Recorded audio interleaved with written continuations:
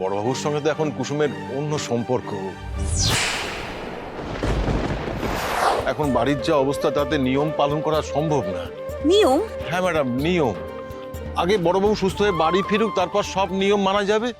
নিয়ম? কি সব কথা বলছো? আমার তো মাথার উপর দিয়ে বেরিয়ে যাচ্ছে শঙ্করদা। পরিষ্কার করে বলো, যা বলতে চাও। কোন নিয়ম পালন করার কথা বলছো তুমি, বলো। এখন এসব না ভেবে বরং আমরা সবাই মিলে ঠাকুরের কাছে প্রার্থনা করি যাতে বড়বাবু সুস্থ হয়ে বাড়ি ফেরে তাড়াতাড়ি। তাছাড়া বড়বাবুর সঙ্গে তো এখন কুসুমের অন্য সম্পর্ক। কি অন্য সম্পর্ক মানে? কি বলছো তুমি? দাদার সাথে কুসুমের অন্য সম্পর্ক মানে? কি সম্পর্কের কথা বলছো? কাজকর্ম কমে গেছে মনে হচ্ছে শঙ্করদা আজকাল। নেশা ভাঙ করছো বোধহয়, তাই না? যত সব।